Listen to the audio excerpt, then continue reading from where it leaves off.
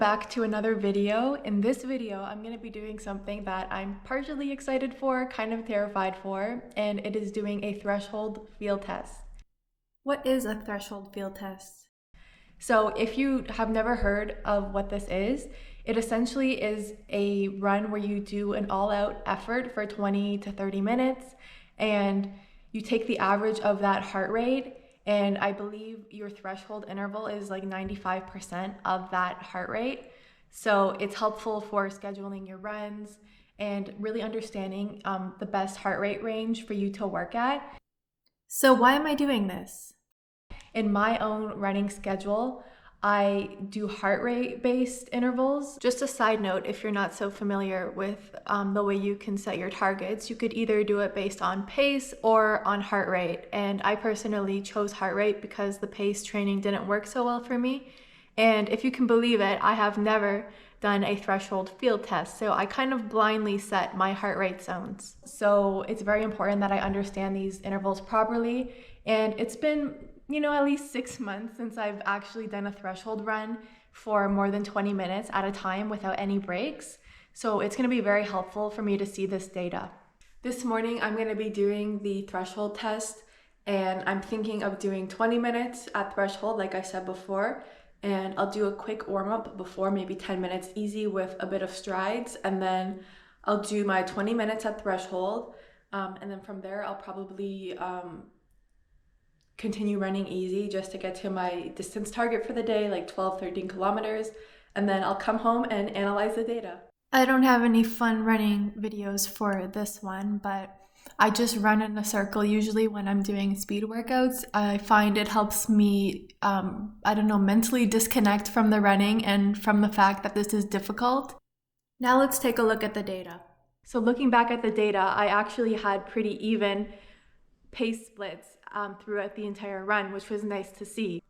So you can see on the screen here my heart rate fluctuation as time goes on. And in this portion here, where I'm actually doing the threshold portion of the run, ignore the other stuff, I was also doing some easy miles at the end, you can see that my heart rate did sort of trend upwards as the run went on. And on the screen here, I'll try and indicate what my average heart rate was for this section.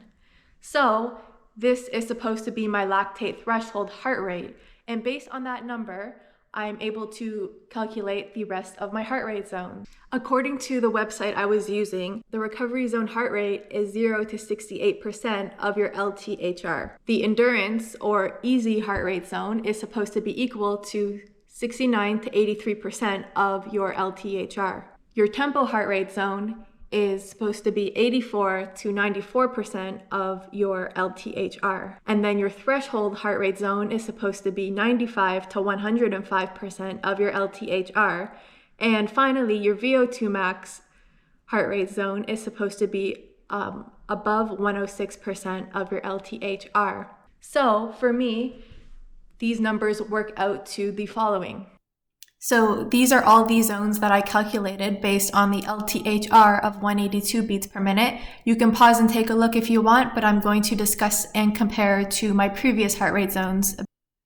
I also have some comments and possible concerns about the way I did the test and a bit about the results as well. So let's talk about that first. So after doing this test, I just want to compare these numbers to the numbers I've recently been running at for my heart rate zones. So just to show you on the screen, this is what I previously thought my heart rate zones should look like for each level of difficulty.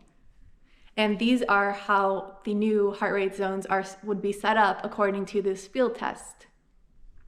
Now, I also have some comments and I guess possible concerns about this test. One of them is this heart rate was used to, calculate the lactate threshold heart rate, but based on how I was feeling during the run, I honestly felt like I was running at the appropriate speed for a 20-minute race.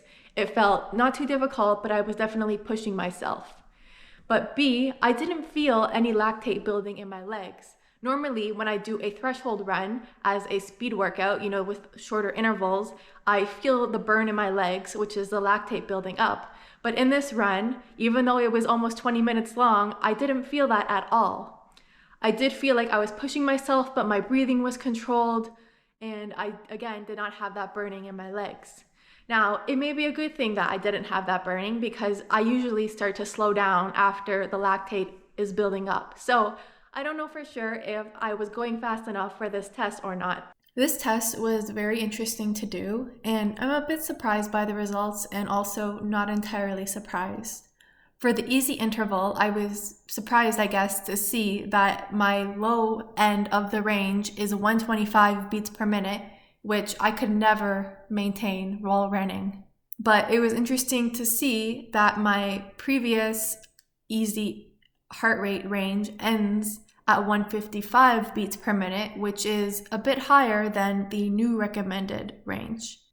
For the tempo heart rate range, I also think the new lower end of it is a bit too easy. I can maintain 152 beats per minute and again have it feel like an easy pace, possibly because I spend most of my training within that range.